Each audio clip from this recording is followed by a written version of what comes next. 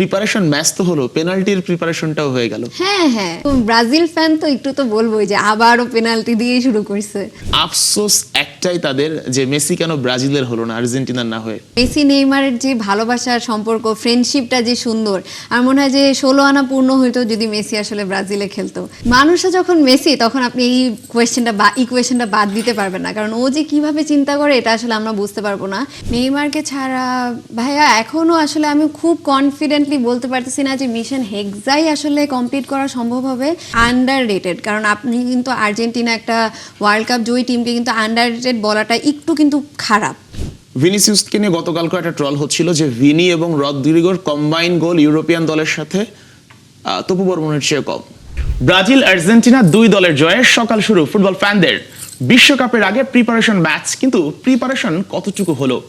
ঝাঁকে ঝাঁকে ইনজুরি আর র্যাঙ্কিং এ পিছিয়ে থাকা দুই দলের সাথে খানিকটা অগোছালো ফুটবল। এই প্রস্তুতি নিয়ে ওয়ার্ল্ড কাপে গিয়ে ইউরোপিয়ান হেভিওয়েট দলগুলো সামলাতে পারবে তো লাতিন ফুটবলের দুই পরাশক্তি? এই বিষয়ে কথা বলবো। আমার সঙ্গে অতিথি হিসেবে আছেন অরিন মার্শিয়াত। অরিন, আপনাকে খেলা যোগে স্বাগত। থ্যাংক ইউ ভাইয়া, আসসালামু আলাইকুম। ওয়ালাইকুম আসসালাম। ম্যাচ দেখেছেন, দুইটা ম্যাচ। জি জি। ঘুমও তো মনে হয় ভালো হয়নি। না, কিন্তু ভালো হয়েছে ভাইয়া, আমার দল তো জিতছে, ভালো হয়েছে। আচ্ছা, আপনার দল ব্রাজিল। জি ভাইয়া। আচ্ছা, ব্রাজিল যে আজকের ম্যাচে জিতলো 2-1 গোলে, লাস্টে যে গোলটা, মানে ব্রাজিল যে গোলটা হজম করলো, এইটা আসলে ব্যাখ্যাটা কি? মানে এইটা ব্রাজিলের জন্য প্রস্তুতিকে হুমকির মুখে ফেলে কিনা? জি ভাইয়া, এখন এই জিনিসটা নিয়ে আসলে যেটা আমি বললাম যে নিজের দল জিতছে, কিন্তু তারপরে আসলে খুব একটা স্বস্তি আসলে ফিল হচ্ছে না। কারণ কি, মানে আমাদের তো ওয়ার্ল্ড কাপে আরও বেটার টিমের সাথে খেলা হবে, আরও আসলে মানে কম্পিটিশনটা আরও স্ট্রং হবে। তো সেই জায়গা থেকে গোলটা মানে এত একটা স্লপি গোল খাইছি, এটা আসলে একটু হতাশাজনক। তার মধ্যে আবার আমাদের এত এক্সপিরিয়েন্স একটা ডিফেন্ডারের থেকে, মার্কুইনোস, যে কেবল চ্যাম্পিয়ন্স লিগ জয় করে আসছে, ওর থেকে আসলে জিনিসটা একদমই আনএক্সপেক্টেড। কারণ আমরা এতদিন, যদি আপনি দেখেন পানামার ম্যাচটাতেও কিন্তু আমাদের ব্যাকলাইনটা খুব একটা স্ট্রং ছিল না, কিন্তু আমরা সবাই বেনিফিট অফ দ্য ডাউট দিচ্ছিলাম যে গ্যাব্রিয়েল মার্কুইনোস আসলে আসলে আমাদের ব্যাকলাইনটা একটু স্ট্রং হবে। কিন্তু আজকে ওর থেকে এরকম একটা স্লপি পাস, এরকম একটা লুজ বল, তার মধ্যে আবার অপোনেন্টের হাফে, এটা আসলে একটু হতাশাজনক, এবং আমার মনে হয় যে এটা নিয়ে একটু বিশেষ নজর দিতেই হবে। আচ্ছা, আমি যে কথাটা বলছিলাম শুরুতে, ইনজুরি আর্জেন্টিনা তো আছে, আমরা আর্জেন্টিনা যখন আলাপ করব তখন তো যাবই। ব্রাজিলেও ইনজুরির ইম্প্যাক্টটা আসলে ব্রাজিল টিমটাকে কতটুকু পরিপূর্ণ হতে বাধাগ্রস্ত করছে? ভাইয়া এটা তো অনেকটাই, কারণ আমাদের আমি শুরু থেকে বলতেছি যে আমরা অন্য জায়গাতে আসলে ব্রাজিল স্কোয়াডে কাভার দিতে পারলেও মিডফিল্ডে একটু ডেপথ আছে, ফরওয়ার্ডেও ঠিক আছে মোটামুটি আমরা ধরেন কিছুভাবে আমরা কাভার দিতে পারবো, বাট আমাদের ব্যাকলাইনে ডেপথের অবস্থা খুবই খারাপ। তার মধ্যে যদি আবার দেখেন আজকে ওয়েজলি ইনজুরিতে পড়লো, এটা আসলে মানে খারাপই লাগতেছে। এখন আসলে দেখা যাবে যে ওয়ার্ল্ড কাপের ম্যাচ কি মিস করে নাকি কয়েকটা, এটা আসলে আমার মনে হয় যে আমাদেরকে একটা পরিপূর্ণ স্কোয়াড হতে একটু বাধা রাখতেছে। তারপর যদি আপফ্রন্টে দেখেন, আজকে ডিটেলসে তো আমরা কথা বলবো ডেফিনেটলি, ইগোর থিয়াগো এই প্লেয়ারটার থেকে কিন্তু আমরা আজকে তেমন একটা আউটপুট পাই নাই। সেই জায়গায় যদি এস্তেভাও, তারপরে যদি আমরা ওদেরকে নিতে পারতাম, তাহলে আমার মনে হয় যে আর একটু বেটার রেজাল্ট আসতে পারতো, বাট আসলে একটু মানে হতাশই আসলে। আচ্ছা, ব্রাজিলিয়ানরা এনরিককে খুব পছন্দ করে, এনরিক গোল পেয়েছে, এই ব্যাপারটা কি একটু বেশি ইন্সপায়ার করছে কিনা ফ্যানদের? হ্যাঁ ভাইয়া, ডেফিনেটলি আপনি যদি পুরা এনরিকের এই সিজনটা দেখেন, এটা কিন্তু as a player, as a human খুবই নাইস। দেখেন ওকে কিন্তু আমরা খুবই, ও একটু ট্রোলের মুখেও পড়তেছিল যে তেমন একটা আসলে ডেলিভার করতে পারতেছিল না, ঘূর্ণিঝড় এনরিক সবাই আসলে একটু বলতো।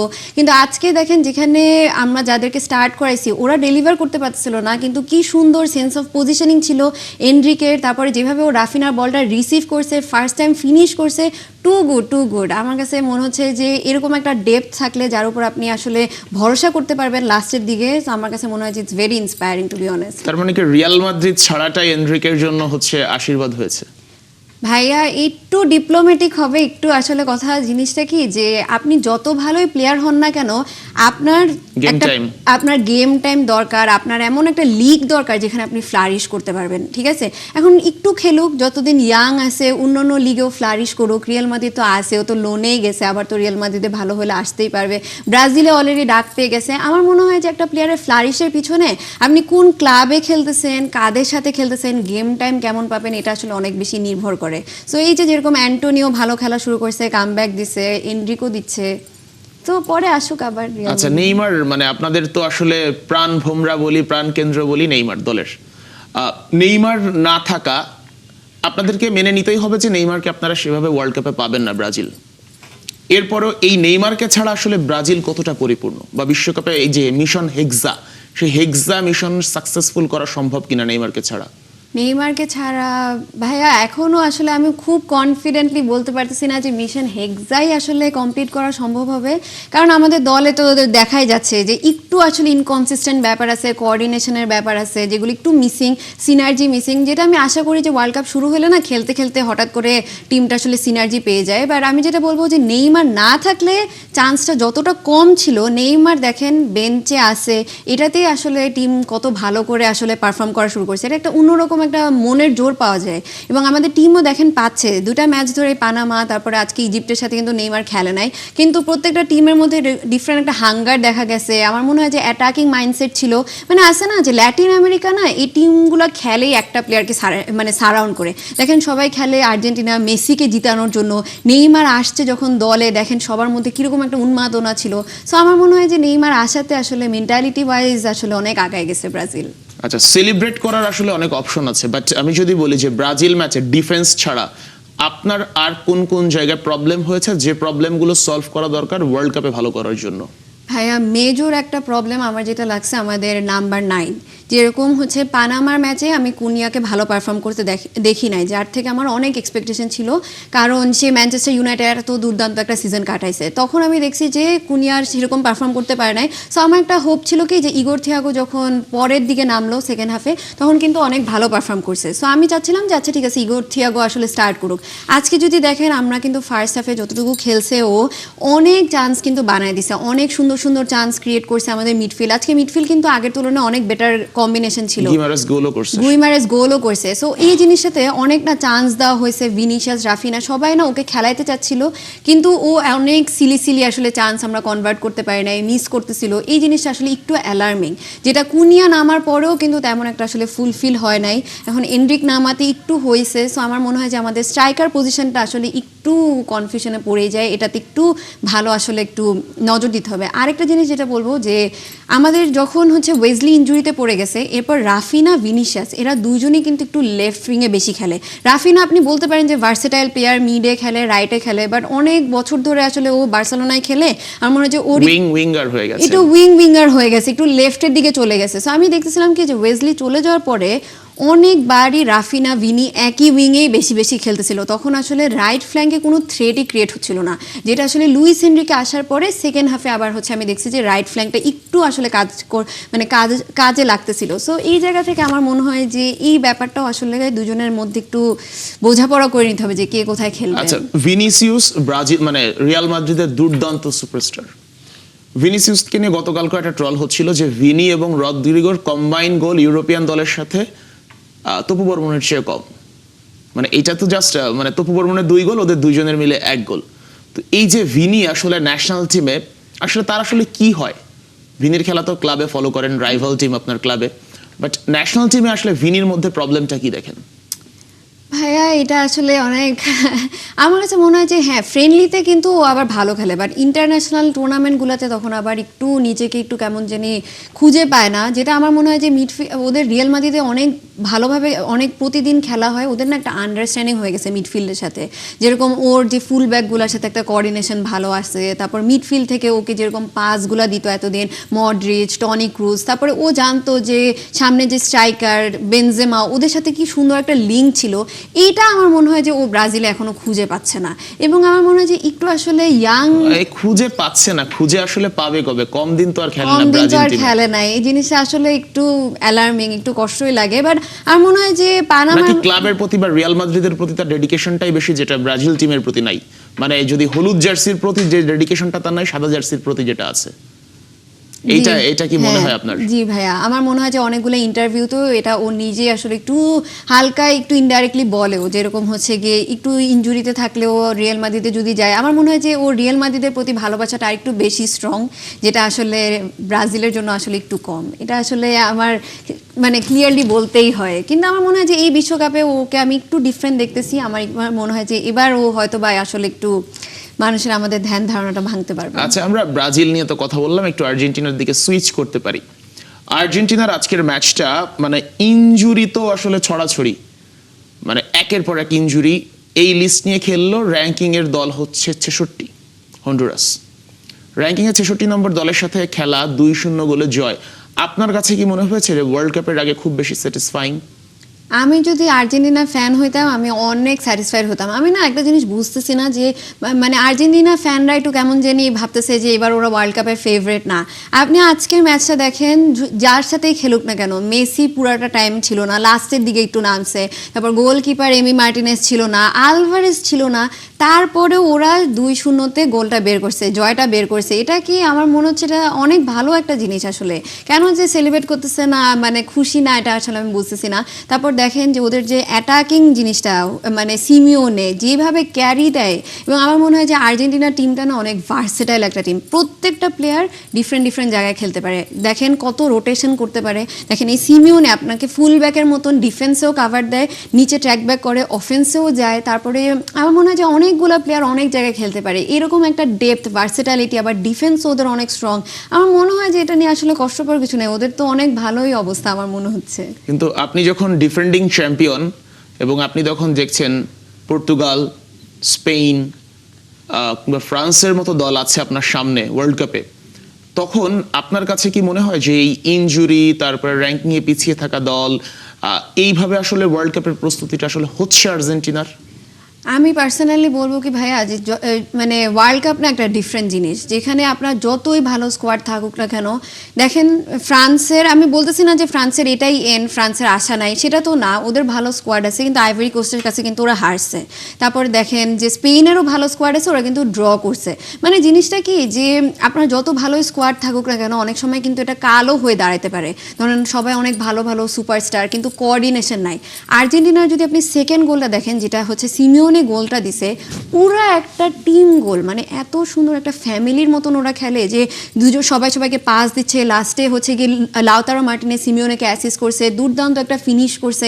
আমার মনে হয় যে এই যে টিমের যে বন্ডিং আর্জেন্টিনার, এটা খুবই রেয়ার। এটা আমার কাছে লাগছে, এই কারণে আমি একটু আর্জেন্টিনাকে একটু ফেভারিট ধরতে চাচ্ছি, মানে আন্ডার রেটেড ধরতে চাচ্ছি আসলে। আন্ডাররেটেড যদি আর্জেন্টিনা হয়, মানে এই ওয়ার্ল্ড কাপে আসলে আর্জেন্টিনার জন্য হুমকি কারা? হুমকি আমার মনে হয় যে আর্জেন্টিনার সাথে প্রতিপক্ষ, মানে ধরেন, মানে আমি তো যখন ধরবো তখন পুরো ওয়ার্ল্ড কাপ শেপ করব, এবং প্রতিপক্ষ হিসেবে ফাইনাল পর্যন্ত যেহেতু আমি কাউন্ট করবো, যে কেউই আসতে পারে। তো কারা কারা আসলে প্রতিপক্ষ, বা কারা কারা আর্জেন্টিনার জন্য হুমকি? পর্তুগালের সাথে একটা ভালো ফাইট হবে, ওইটাই আসলে বুঝাবে যে ওরা কি ওয়ার্ল্ড কাপের জন্য যেতে পারে কি পারে না। আমার মনে হয় যে এক্সপিরিয়েন্স স্কোয়াড আছে, ভালো একটা ফাইট হবে পর্তুগালের সাথে। তারপর ফ্রান্স আছে, ব্রাজিলের সাথেও দেখা হইতে পারে, ব্রাজিলের সাথেও একটা ফাইট হবে। সো সবাই আসলে ব্রাজিলের সাথে ফাইট হবে বলছেন, ব্রাজিল কি আর্জেন্টিনার সঙ্গে পারবে এখন দেখা হলে? আমার মনে হয় যে আর্জেন্টিনাকে আমি একটু আগায় রাখবো, ব্রাজিলকে একটু ব্যাকফুটে রাখবো, বাট খুব একটা ব্যাকফুটে রাখবো না। কারণ হচ্ছে গিয়ে মানে আমি বলতেছি যে আর্জেন্টিনার একটা আপার হ্যান্ড আছে, বাট অ্যাঞ্চেলোতে যেখানে ম্যানেজার, আপনি ব্রাজিলকে পুরাও বাদ দিয়ে দিতে পারবেন না। বাট ফর নাও আমি স্কালোনিকেই আগায় রাখবো, স্কালোনির টিমকে। আচ্ছা, আর্জেন্টিনার ডিফেন্স লাইন কি আপনার কাছে কি একটু মনে হচ্ছে যে এবার একটু নড়বড়ে, বা এবার মানে গত ওয়ার্ল্ড কাপের মতো সার্ভিসটা অন্তত এই ওয়ার্ল্ড কাপে পাওয়া যাবে না? একটু মনে হচ্ছে, কারণ আসলে একটু তো বয়স হয়েছে, যেরকম ওটামেন্ডি, তারপরে লিজান্ডো মার্টিনেজ তাও ভালো করতেছে। তারপরে কিন্তু আজকে আমি একটা ভালো প্লেয়ার দেখছি যে জিআই, এই প্লেয়ারটার নাম মনে হয় আমি ভুল বলছি নাকি, জিআই মনে হয়, ফুল ব্যাকটা, হি ওয়াজ আউটস্ট্যান্ডিং। আমার কাছে ওকে অনেক ভালো লাগছে আজকে ম্যাচটাতে। লাইক ওর সেন্সগুলা, ওর অ্যাথলেটিজম আমার কাছে মনে হচ্ছে যে আগের মতো না হলেও খুব আসলে হতাশ হওয়ার কিছু নাই। রাইট ব্যাকে খেলেছে, পালমেইরাসের ফুটবলার। জি জি ভাইয়া, অ্যামেজিং, অনেক দুর্দান্ত ছিল আজকে ওর খেলাটা। আচ্ছা, আর সিমিওনের খেলাটা আসলে যদি বলি যে একটু মানে এক্সপ্লেইন করেন, সিমিওনের খেলাটা ওভারঅল কেমন লেগেছে আপনার কাছে? আতলেতিকো মাদ্রিদে যে সিমিওনেকে দেখেন তেমনটাই লেগেছে কিনা? হ্যাঁ, ওরকমই লাগছে ভাইয়া। ওর যে প্রেসিং বরাবর, এই জিনিসগুলো আমার কাছে মনে হয়েছে যে আজকেও আমি দেখছি প্রেসিংটা, তারপরে ফিনিশটাও সুন্দর ছিল। বাট ওই ক্লিনিক্যালিটি ব্যাপারটা আসলে আরও খেলে খেলে ওয়ার্ল্ড কাপে তো মানুষ আসলে চেঞ্জ হয়। আর আমি চাইও না যে কেউ ওয়ার্ল্ড কাপ প্রস্তুতিতে একটা ফ্রেন্ডলি ম্যাচে সব কিছু দিয়ে দেখেন সবাই ইনজুরি হচ্ছে। বাট আমার মনে হয় যে the thing is there, world কাপে আরও ভালো করে দেখাবে। আমার মনে হয় যে অ্যাথলেটিকো মাদ্রিদে আমরা যা দেখি তার থেকে আরও ভালো দেখাবে। ওই তো একমাত্র ওর স্পিড আছে, আমার মনে হয় যে সব জায়গাতে ও কাভার দিচ্ছে, অফেন্সে ডিফেন্সে। I think he will do very good. আচ্ছা, এই ওয়ার্ল্ড কাপে একটা জিনিস বলা হচ্ছে যে আর্জেন্টিনার গত ওয়ার্ল্ড কাপে যেমন ট্রফি জয়ের ক্ষুধা ছিল, এইবার সেটা নাই, যে কারণে যে জায়গা থেকে আর্জেন্টিনা পিছিয়ে আছে। আপনি কি ব্যাপারটা সেভাবে দেখেন কিনা? মেসি যতদিন খেলতেছে ভাইয়া, এইটা আপনি বলতেই পারবেন না যে ওরা বিশ্বকাপের জন্য খেলতেছে না। মেসিকে দেখেন কেমনে প্রিপারেশন নিতে থাকে, কেমনে হাংরি হয়ে থাকে। আমার মনে হয় যে পুরো স্কোয়াডটা না একটু নিভে আছে, কিন্তু আমার কাছে কেন জানি মনে হয় I will give the benefit of the doubt. Messi যখনই খেলা শুরু করবে, ওয়ার্ল্ড কাপের স্টেজ যখন আসবে, সবাই না ডিফারেন্টভাবে উঠবে। আমার কাছে মনে হয় যে মেসি তো দেখেন, আমরা সবাই ভাবতাম যে ইন্টার মায়ামিতে মেসি চলে গেছে কারণ ও আসলে একটু রেস্ট করতে চায়, রিল্যাক্স করতে চায়, কিন্তু দেখেন সেই রেলিগেটেড হয়ে যাওয়া টিমকে ও চ্যাম্পিয়ন বানায় দিছে ইন্টার মায়ামিকে। সো আমার মনে হয় যে মেসিকে আপনি আসলে ভাবতেই পারবেন না যে ও খেলে না, মানে গিভিং না। আমার কাছে মনে হয় যে he will fight till the end. যে মেসি ইন্টার মায়ামিতে গিয়েছিলেন, আপনার কাছে কি মনে হয় প্ল্যান ছিল সামনে ইউএস বিশ্বকাপ এবং সেই বিশ্বকাপ টার্গেট করে প্রস্তুতির জন্য ভেন্যুতে গিয়ে মানে প্রস্তুতিটা নিয়েছেন মেসি? এটা আসলে বলাটা টাফ, কারণ যখন ও এই মুভটা করছিল সেই সময় আমার কাছে কেন জানি মনে হয় যে এত দূর আসলে চিন্তা করে নাই। কিন্তু আপনি যদি চিন্তা করেন মানুষটা যখন মেসি, তখন আপনি এই কোয়েশ্চেনটা বা ইকুয়েশনটা বাদ দিতে পারবেন না, কারণ ও যে কিভাবে চিন্তা করে এটা আসলে আমরা বুঝতে পারবো না। এইটা আপনি দিতে পারেন, হ্যাঁ, কিন্তু আমি বলবো কি যে শুরুতে ট্রান্সফারটা হয়তো এভাবে চিন্তা করে নাই, কিন্তু এখন যে ক্লাবটা পরিবর্তন করে না, আমরা কিন্তু ওয়ার্ল্ড কাপের আগে একটু গুঞ্জন শুনতেছিলাম যে ও ইউরোপিয়ান টিমে যাবে, ইউরোপিয়ান টিমে যাবে, তারপরে হচ্ছে প্র্যাকটিস করবে এসব। কিন্তু আমার মনে হয় যে এখন যেহেতু ভেনু ইউএসএ, এই কারণে হয়তো আর চেঞ্জটা করে নাই, যে ভেনুতে গিয়ে অ্যাটমসফিয়ারের একটা ব্যাপার আছে, ক্লাইমেট সবকিছু মিলে আমার মনে হয় যে এই জন্য আর চেঞ্জ করে নাই আসলে। আর ওয়ার্ল্ড কাপের আগে রদ্রিগো দি পলের ইন্টার মায়ামিতে যাওয়া, এটা আমার মনে হয় যে পুরা নেইমার মেসির জন্য ভালোবাসা থেকে। আবার এটাও হতে পারে যে দুজনের কম্বিনেশনটা আর একটু স্ট্রঙ্গার করার জন্য, কারণ ওরা তো দুজনকে অনেক কমপ্লিমেন্ট করে খেলার মধ্যে। তো আমার মনে হয় যে এই কম্বিনেশনটা আরও মানে স্ট্রং করার জন্য, সিনার্জিটা আরও ডেভেলপ করার জন্য এই জন্য হতে পারে। আর মেসি যেখানে খেলতেছে সেখানে তো আপনি আস্থা সহ যেতেই পারেন, এটাও আমার মনে হয় যে হতে পারে। আচ্ছা, আর্জেন্টিনা যে সকালে যে ম্যাচটা জিতলো, আপনার এই জিনিসটা কি মাথায় আসছে আর্জেন্টিনা ফ্যানদের যে দলটার র্যাঙ্কিং 66, হন্ডুরাস? সবাই তো ভাইয়া এমন টিমের সাথেই খেলতেছে। আপনি এখন ব্রাজিল যে দুইটা ম্যাচ খেললো 31-30, হ্যাঁ, কিন্তু সেইখানে 66, মানে ডাবলেরও বাইরে। হ্যাঁ, এটা একটু ওদের প্রিপারেশনটাতে একটু আসলে ওদের মেইনলি আমার কাছে মনে হয় যে একটা যে ইয়ার সাথে ম্যাচ ছিল স্পেনের সাথে, ওই ম্যাচটা না হওয়াতে জিনিসটা আসলে ওদের প্রিপারেশনটাতে একটু হ্যাম্পার করছে। বাট আমার মনে হয় যে খুব বেশি ভালো টিমের সাথে খেললে একটু ভালো অ্যাডভান্টেজ পাওয়া যায়, কিন্তু এত ভালো টিমের সাথে খেলবেন, ইনজুর্ড হবেন, মানে দরকার নাই। মানে একটু হতাশা লাগতে পারে যে এত মানে র্যাঙ্কিংয়ের পিছিয়ে টিমের সাথে খেলে তো সেলিব্রেট করার কিছু নাই, কিন্তু আমার মনে হয় যে হতাশ হওয়ারও কিছু নাই, কারণ ইনজুরি একটা ফ্যাক্ট আছে। আবার আপনার যে গ্রুপ স্টেজ, এদের সাথে তো খেলা পড়বে একটু তো। আবার কি যে র্যাঙ্কিং এর পিছনের দল না আবার ডিফারেন্ট ভাবে খেলে, ওরা ধরেন একটু ডিফেন্সিভ ফুটবল খেলে, তারপর একটু মেরে খেলে বেশি। এই জিনিসগুলোরও আপনি পজিটিভ দেখতে পারেন, যে খুব বেশি একটু হতাশ লাগতে পারে, but I think there are things to see positively as well. আচ্ছা, ইভেন আমার গত ওয়ার্ল্ড কাপের আগের কথা মনে পড়ছে, যখন মানে ব্রাজিল সহ লাতিনের অনেক দল যারা ইউরোপিয়ান টিমের সঙ্গে খেলছিল, আর্জেন্টিনা কিন্তু তখনও একটু নিচের র্যাঙ্কিং এর দলগুলোর সঙ্গে খেলে বেরিয়েছে। অনেকেই বলছিল এই প্রিপারেশন নিয়ে তোমরা কিভাবে ইউরোপের দল সামলাবা, ওয়ার্ল্ড কাপে গেলে ধরা খাবা, বাট আলটিমেটলি তারা চ্যাম্পিয়ন হয়েছিল। এবারও কি ওই ধরনের কোনো বিষয় তাদের মাথার মধ্যে আছে কি মনে হয় আপনার? আমার কাছে মনে হয় যে ইটস আ গুড থিং ভাইয়া, সত্যি কথা, যে ওরা যেভাবে ওয়ার্ল্ড কাপ প্রিপারেশন নিছে, এটা একটু ইউরোপিয়ান টিমের সাথে খেললে আসলে ভালো হইতো। কারণ আর্জেন্টিনাকে না আমি যেরকম বলছি আন্ডার রেটেড, কারণ আপনি কিন্তু আর্জেন্টিনা একটা ওয়ার্ল্ড কাপ জয়ী টিমকে কিন্তু আন্ডার রেটেড বলাটা একটু কিন্তু খারাপ, ঠিক আছে? তো আমার মনে হয় যে প্রিপারেশনগুলো যদি হইতো ইউরোপিয়ান টিমদের সাথে ভালো হইতো, কিন্তু আমার মনে হয় যে দে ক্যান রিভাইভ ইট, ওরা এটা ম্যানেজ করতে পারবে। স্কালোনি অনেক চতুর একটা কোচ, ওরা জানে যে বুঝেই এগ্রি করছে, বুঝছেন? আমার কাছে মনে হয় যে আমাদের সচোখে মানে খোলা চোখে দেখে খারাপ লাগতেছে, বাট আমার মনে হয় যে they know what they are doing. Scaloni, Messi, ওরা তো জানে কি করতেছে। আচ্ছা, দর্শকরা আমার সঙ্গে একমত হবেন। আমি কিছু কমেন্ট দেখছিলাম প্রথম গোলের পর, সবাই কমেন্ট করছিল যে হচ্ছে আর্জেন্টিনা, সবার কমেন্ট ছিল একটাই যে হচ্ছে আর্জেন্টিনা পেনাল্টি দিয়ে বিশ্বকাপের প্রস্তুতি শুরু করলো। এই ব্যাপারটা আসলে আপনি কিভাবে দেখেন? এগুলো তো ফ্যানরা তো একটু ট্রোল করে এই যে পেনাল্টি দিয়ে, কিন্তু পেনাল্টি কি স্কোর করতে হবে না? ব্রাজিল আপনিও তো লিটারালি, ব্রাজিল fan। হ্যাঁ ব্রাজিল লিটারালি পেনাল্টি থেকে বাদ পড়ে গেছে। কি পেনাল্টি কি একটা স্কোর করতে হবে না? চ্যাম্পিয়ন্স লিগে গ্যাব্রিয়েল পেনাল্টি মিস করে তো চ্যাম্পিয়ন্স লিগে হারাই দিছে। পেনাল্টি কি আসলে এত সহজভাবে নেওয়ার কিছু নাই। আমার মনে হয় যে বড় বড় স্টেজে পেনাল্টি তো লাগবে এই জিনিসটা, কিন্তু এই আর্জেন্টিনার সাথে যে একটা তকমা পড়ে যাচ্ছে পেনাল্টিটার, এটা আমার মনে হয় যে it's a funny thing to look at, যে আচ্ছা মজার বিষয় থেকে আপনি ফ্যানের পার্সপেক্টিভ থেকে দেখলে it's a fun thing to মানে সি। ফান থিং ঠিক একই সঙ্গে হচ্ছে যে প্রিপারেশন ম্যাচ তো হলো, পেনাল্টির প্রিপারেশনটাও হয়ে গেল। হ্যাঁ হ্যাঁ, দেখেন লাউতারো মার্টিনেজ সুন্দর একটা পেনাল্টি নিয়েছে, দেখেন মেসি তার মানে আপনার খালি একমাত্র নিবে এরকম না, পজিটিভ জিনিস আছে। বাট হ্যাঁ একটু ব্রাজিল ফ্যান তো একটু তো বলবোই যে আবারও পেনাল্টি দিয়ে শুরু করছে। আচ্ছা, আর আপনারা যারা ব্রাজিল ফ্যান এবং একই সঙ্গে বার্সেলোনা ফ্যান, তাদের আসলে ওয়ার্ল্ড কাপ টাইমে বা ইন্টারন্যাশনাল টুর্নামেন্টের টাইমে মেসি যখন অপোনেন্ট টিমে চলে যায়, জিনিসটা কেমন লাগে? জিনিসটা হচ্ছে আপনার যতক্ষণ আপনার নিজে ব্রাজিল খেলতেছে, টুর্নামেন্টে আছে ব্রাজিল, তখন যদি ব্রাজিল যদি বাদ পড়ে যায় তখন আপনি আসলে এর নেক্সট থিং আপনার আর্জেন্টিনাও হইতে পারে, আর্জেন্টিনা না মেসি খেলা আপনি দেখবেন, মেসি জিতলে ভালো। আর আবার তো স্পেন থাকে জিনিসটা, মানে আমার কথা হচ্ছে যতক্ষণ ব্রাজিল টুর্নামেন্টে আছে তারপরে তখন কি অন্য কিছু না। বার্সেলোনা ফ্যানদের জন্য এটা একটু কষ্ট হয়ে যায় কিনা মেসির টিমের এগেইনস্টে যেতে? হ্যাঁ অনেক একটু তো কষ্ট লাগে। ধরেন আপনি চিন্তা করলেন যে মেসির খেলা আপনি দেখবেন না, তারপরেও দেখবেন যে আপনি টিভিটা অন করে বসে আছেন যে মেসি কেমন খেলতেছে। সাপোর্ট না করলেও আপনি চাবেন যে আর্জেন্টিনা হারুক বাট মেসি গোল দিক, এরকম একটা ব্যাপার চলে আসে আসলে। আর আর্জেন্টিনা হারুক মেসি গোল দিক। আর হচ্ছে এই যে একই সঙ্গে হচ্ছে যারা ব্রাজিল ফ্যান, আমি অনেকের সঙ্গে দেখেছি, অনেকে লুকিয়ে লুকিয়ে, অনেকে সামনে সামনেও বলে যে হচ্ছে আফসোস একটাই তাদের যে মেসি কেন। আপনার কি এই আফসোস আছে?